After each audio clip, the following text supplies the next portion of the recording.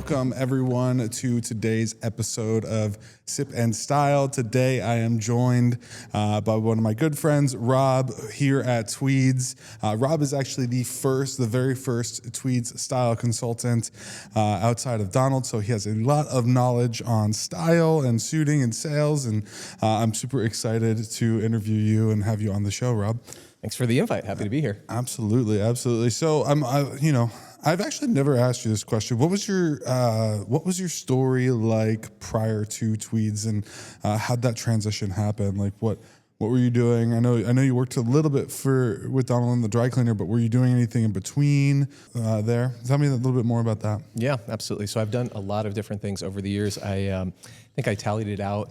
By the time I started with Tweeds, I had probably about 18 different jobs since I started working. So about one for every year of my life from, when I was a teenager, my first job. Immediately before Tweeds, I was working, one with my publishing company, which I still have. So we do online publishing. We help people who are looking to self-publish professionally. We do all of the work that gets them polished, helping them put their best foot forward.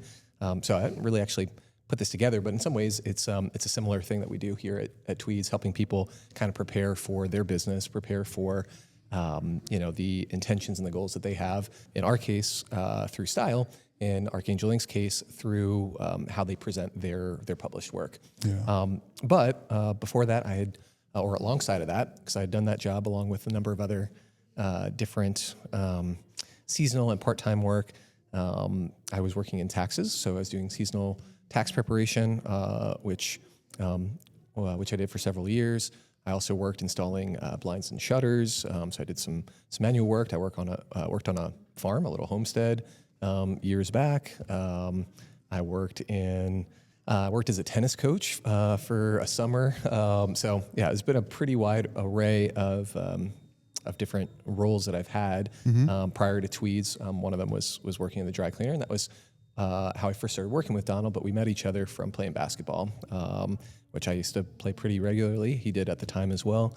And we've known each other, I think, now about 10 or 12 years. Wow. Yeah. So, a good chunk of time. And, it sounds like you've had a lot of experiences over your lifetime. Like, what is it about suiting that drew you to work for Donald? Like, what is it about this that we're doing here at Tweeds? Like, what drew you over here? Yeah.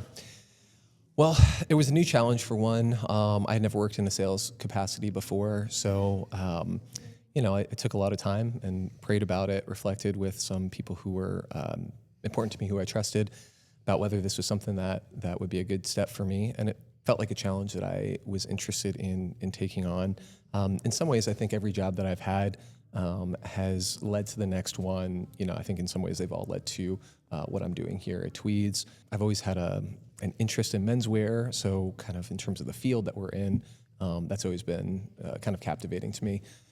But also, I think one of the recurring themes in the work that I've done is attention to detail and creating a good client experience, and making sure that all the T's are crossed and the I's are dotted in publishing, making sure that everything is filed appropriately when it comes to taxes.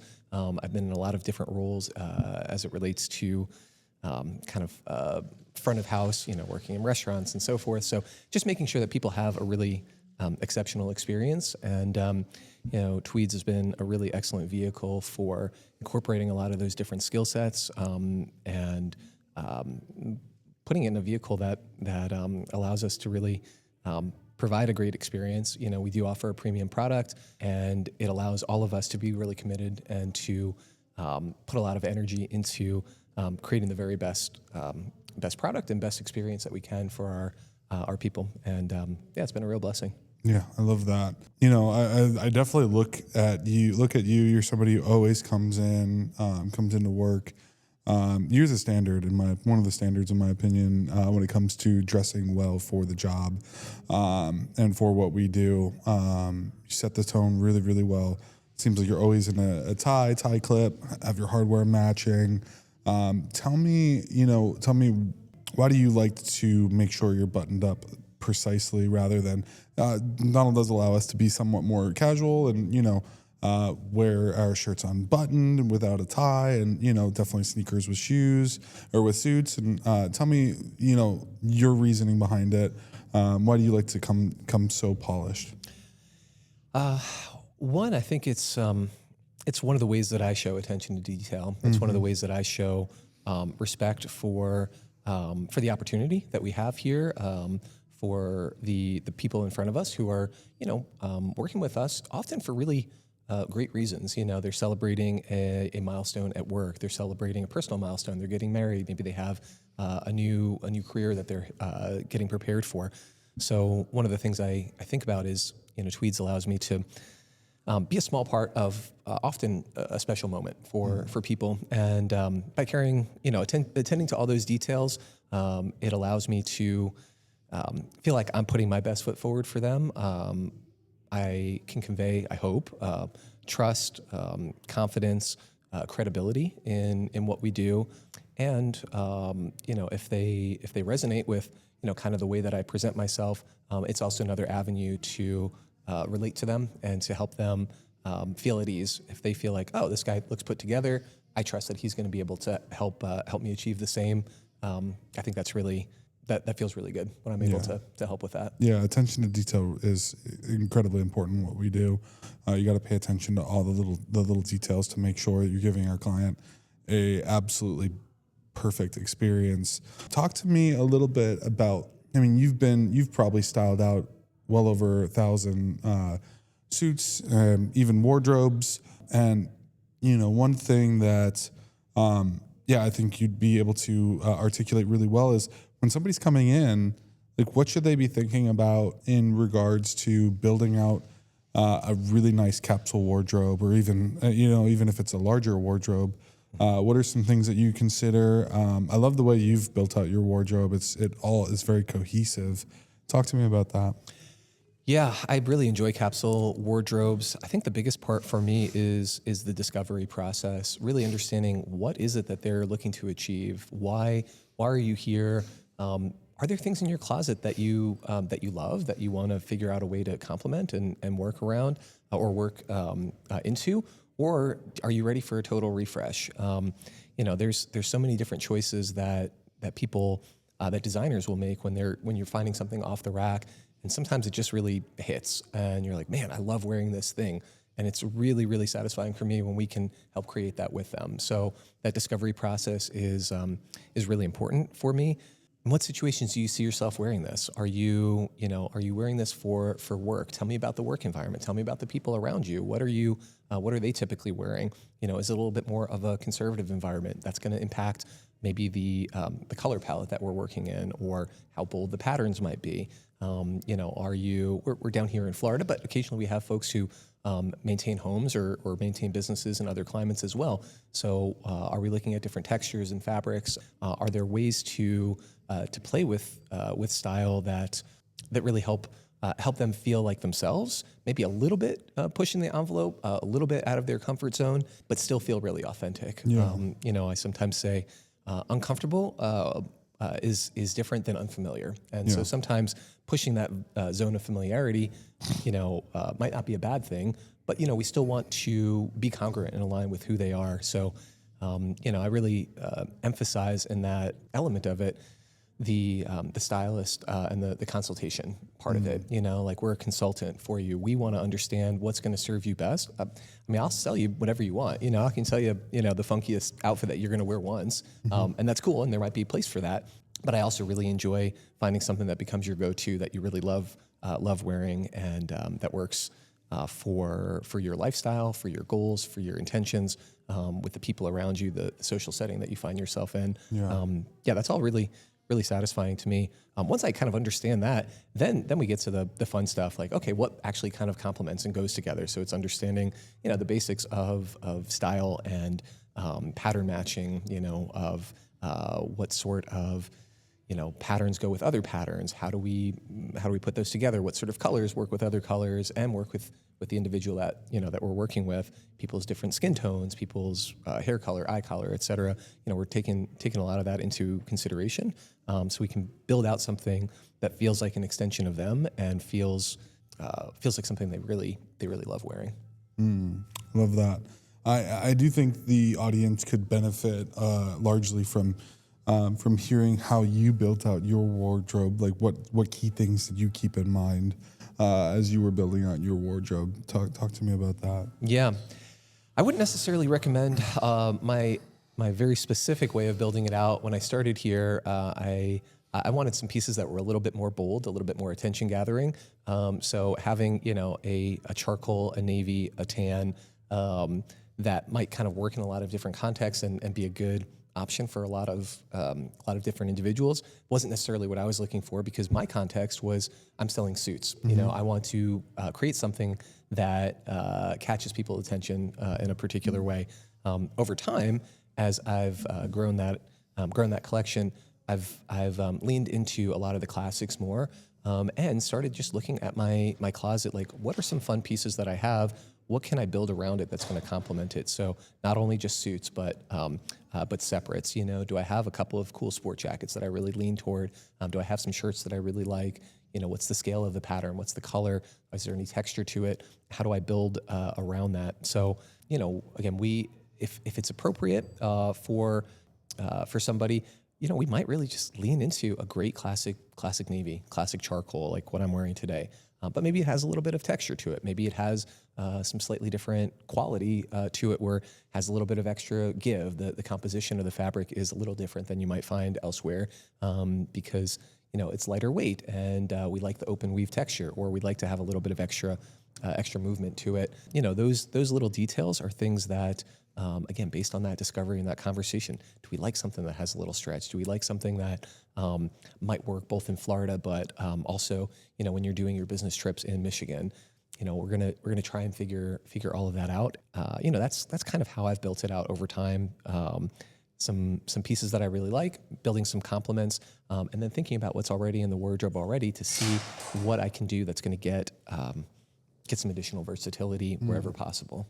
Do you find that you like high contrast looks, or less contrast is better? Yeah, I mean, one good general rule of thumb that I think a lot of us lean on here at Tweeds is a little bit of contrast between top and bottom. So, you might go a little bit more of a solid for your slack and a pattern for your jacket. If you've got a cool sport jacket, having a good solid base and a tone that's a little bit different could be a really nice way to put a look together. What I generally advise people against, what you don't want is, I've got this light blue bottom and then this slightly darker blue top. It can look a little visually disorienting, like you thought that you had put the full suit together, but really it was maybe the light in your closet was a little dim, and you didn't realize that it wasn't quite the right complement. So something that's obviously different, a charcoal slack and a navy jacket. Some of the standby rules I think are helpful. You generally want to have your shirt a little lighter of a color compared to your jacket. But, there are other ways that people approach it. I really enjoy a monochromatic base sometimes with the jacket as a pop. So, an all navy, nice navy shirt, nice navy slacks, or, black slacks, black shirt, and then having some sort of accent piece on the jacket could be really fun. Or there's so many different directions that you can go in. You've got some pattern shirts. You can play around with shirts and, wear the same black suit 5 days in a row, but have some like really funky designs. One day you're wearing an all black, monochromatic look. The next day you've got some floral pattern. The next day you've got a bright white with a black tie. There's a bunch of different directions that you could go in.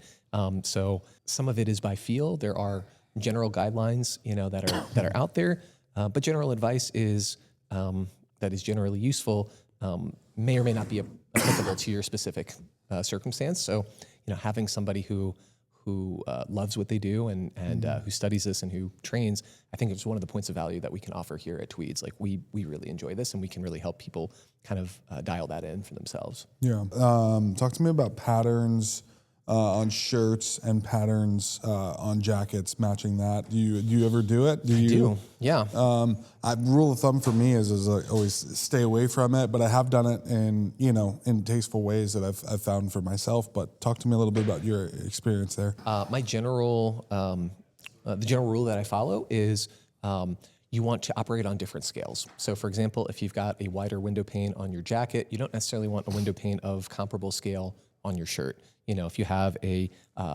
vertical stripe and a window pane, it could work. So operating across different scales so that it is visually distinct enough and doesn't create sort of visual clutter and confusion is one of my recommendations. It's a little bit of a high risk, high reward kind of proposition. It could look really, really cool, or if it goes poorly, it can look really jarring and not put your best foot forward. So in general, I would say start with a widely divergent scale if you're going to pattern match. So a micro check and then a wide window pane, or a pinstripe and then a wide chalk stripe or something like that could be ways to match patterns that creates a good visual impression. I love that. No, that's really good information. Talk to me about your. I know I'm jumping around, but I think it's very valuable to kind of jump around and get all these pieces in. I kind of know your stance on this, but I want to get the hot take here. Talk to me a little bit about sneakers with suits. Don't love it in Don't general. love it. I saw a description recently, which I appreciated it, and that was putting sneakers with suits in an effort to reduce formality and make things a little bit more casual is akin to having a formal dining room and trying to make it more casual by putting a beach chair in it. Can be a little too far apart. Now, there are ways to pull it off. Again, similar to pattern matching, I think it can be a little bit of a high risk, high reward situation in select circumstances. I've seen it work. But in general, I think operating within that gradient, maybe being a little bit more casual. So not having a whole cut, Oxford shoe with a full suit. Yeah, maybe we're looking at a loafer. Maybe we're looking at a monk strap. Maybe we're looking at something, a derby. That's a little less formal in terms of the shirt, or excuse me, in terms of the shoe. I don't love the sneaker look. A lot of our guys do it, and some of our clients do it. That's cool, but I'd rather help them find something that's a little bit more versatile. A shoe that maybe could work in a casual kind of jean or chino situation, as well as a more elevated suit or nice pair of dress slacks. Setting. What do you think about the hybrid dress shoe sneaker? I personally hate them. I don't love them.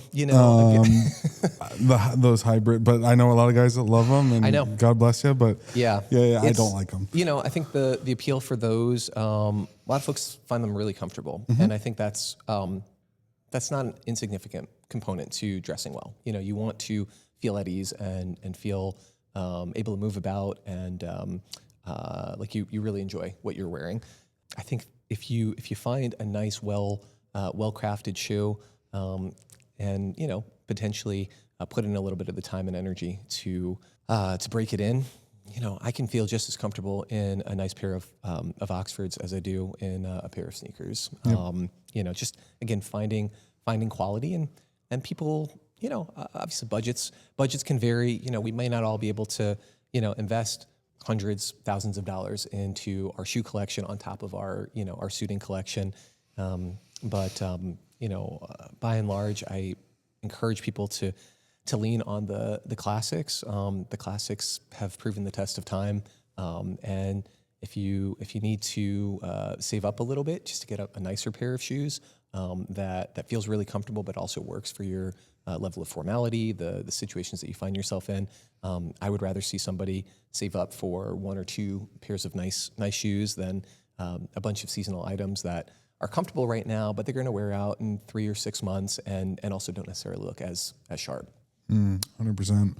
I tend to agree mostly with you there. I do obviously like to rock a sneaker with a suit. I think it's fun and stylistically with what we do it's not as cut and dry for what we do. But certainly, if you are in business or if you are a lawyer, I mean, this is definitely dressing it down, and there's almost no place for it in a courtroom, as I would imagine. But talk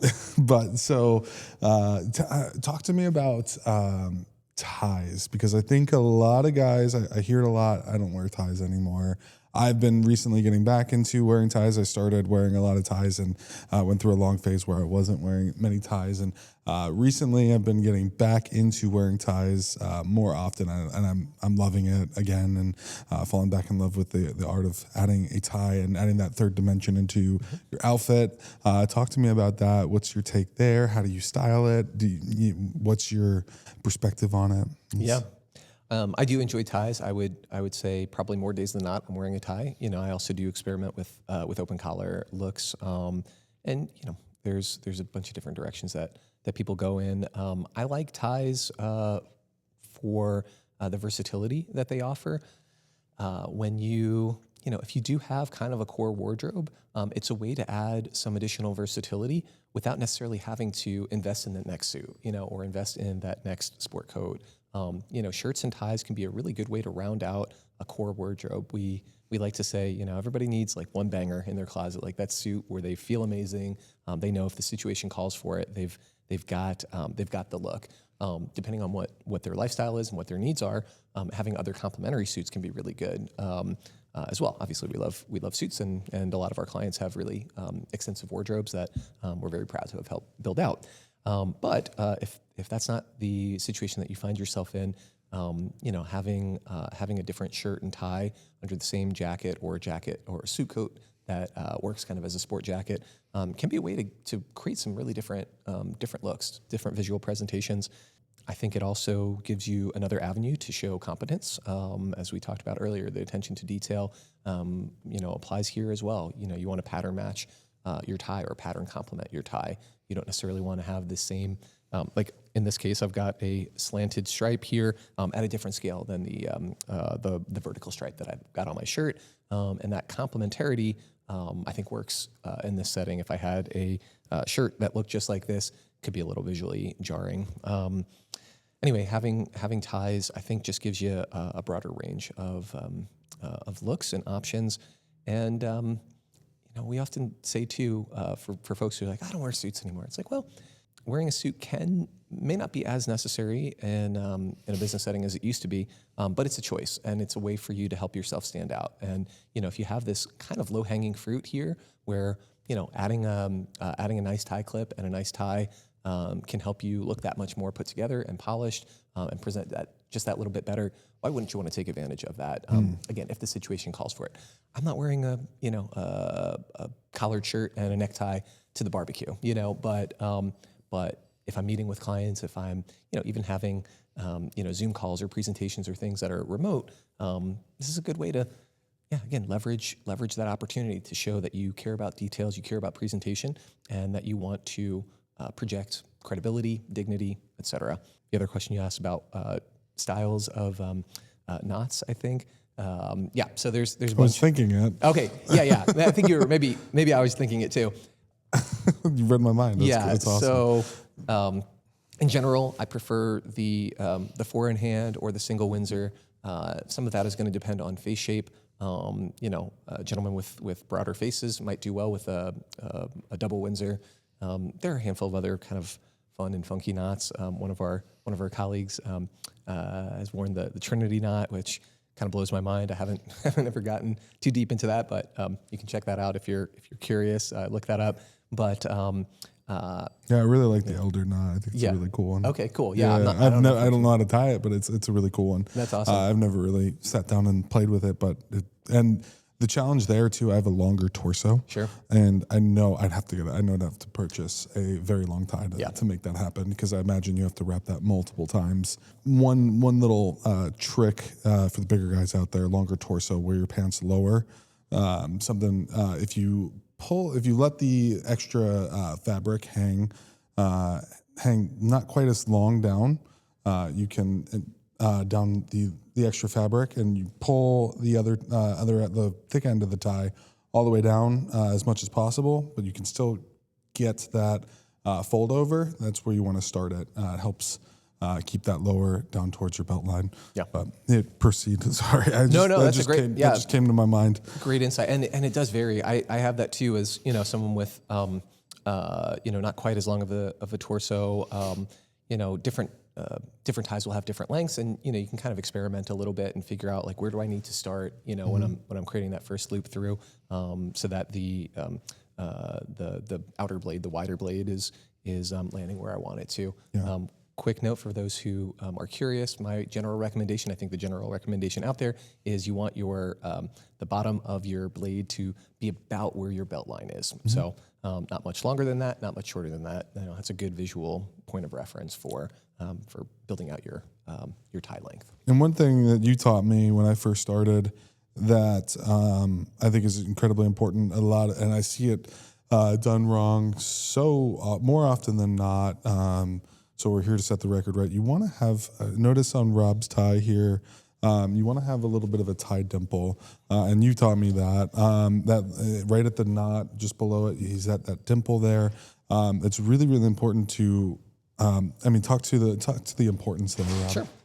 Yeah, absolutely. A dimple is a really nice way to add some dimensionality, and also, again, attention to detail. When you have that little bit of a divot there, gives it some more visual interest. It also, kind of creates a little bit of a different impression. Now, there are some knots and some folks who very intentionally prefer the undimpled knot. Opinions will vary. In general, I think because dimples require a little bit of extra forethought, they tend to signal attention to detail, as opposed to a smoother knot, which can be a little bit more casual, more thrown on, and a little less intentional. But yeah, the tie knot is fun. There are different ways that you can kind of play with it, and often you kind of hold it and tighten it that way. There's great tutorials online. We may even have some here on our Tweeds page, or if we don't, then we may be coming up at some point. But tie dimple, I'm a big fan. I think everybody should at least consider it. Talk to me about, I got one more question for you, and then we'll wrap it up. And I do want to have you back on. I think there's just so much depth. I mean, you alluded to it a couple times. There's so much depth here that we could go into about styling it right, and really having fun. But talk to me about matching metals, and then I actually do have another follow-up question that just came to my brain. But talk to me about matching metals. Sure. So again, one of my recurring themes throughout this interview here has been attention to detail, and one of the ways that you can do that is by complementing the metals that you're wearing. If you've got a wedding band on, if you've got a watch, if you've got a belt buckle, if you've got a tie clip, having those in sync, deliberately so, can help create cohesion. Now, again, there are ways to play with it, and it's not always a hard and fast rule, but if you're in doubt and if you have the opportunity to match those, it's a good way to say, hey, I'm making sure that everything is buttoned up and looking as sharp and as cohesive as possible. So again, metals, wedding band, watch, tie clip, belt buckle, those are kind of the ones that I'm often looking at. Yeah, and I've also seen this. I've seen this done wrong recently at a couple weddings that I've been to. Again, more often than not, guys are buttoning both buttons on their jacket, or they're buttoning just the bottom. I've actually recently seen that, and I was just visually is so bad. But talk to me about that, and also the rule in the vest as well. Vest bottom. I personally don't like that rule, but we can get to that. But talk to me about that. Yeah, so for various reasons, some historical and these days some just kind of design and stylistic, on a 2-button closure for a jacket, you typically do not button the bottom. Also, the very last button of your vest, you often leave unbuttoned as well. And the vest, I'm also with you. Sometimes I'll button that bottom one. I think that's a little bit more flexible. The bottom button on the jacket looks visually off to me. And again, context matters in all of this. There may be someone who's obviously very kind of fashionable and might be doing it as a statement. That's different than somebody who, is wearing a sport coat for the first time and they button both of them because, hey, there are two buttons there. I guess I'm supposed to button them. So yeah, in general, the way that jackets are patterned is that the thinnest portion of the waist is going to be stationed right around where that middle or that top button stance is located. And the reason for that is you want to create a little bit of that impression of a drop from the shoulder to the midsection. You're accentuating that V taper, that more athletic, masculine look. And so when you button the bottom one, you can disrupt that. And the garments are usually not patterned to do that. They're actually patterned to spread apart and kind of start tapering down toward the base. So don't do it. That's my recommendation. Don't do it. Don't do it. Yeah, don't button the bottom one unless you want to look silly or you want to look, I don't know. Like you don't know what you're doing. Yeah, like you don't know what you're doing. With regards to the vest, however, we both alluded to this, so it sounds like we agree. I personally don't. I heard the story and looked it up and looked into it, but I forget which king specifically. But there was a king who ultimately got tailored up, sized up, and put on a little bit of weight, and so he stopped buttoning. He couldn't button the bottom button on his vest, and that is his subjects caught on to that and thought it was a trend, and it became a trend, and it became a thing. And I just personally, I don't think it looks as buttoned up, for lack of a better term, but I just don't think it looks, no pun intended, I just don't think it looks that good. Personally, I think it looks better if your vest is fully buttoned down all the way. That is my hot take, but if you know the rules, you can break the rules tastefully, in my opinion. But Rob, it was such a pleasure chatting with you today, and that is going to do it for today's episode of Sip and Style. Let's cheers to a great episode and a great conversation. Cheers.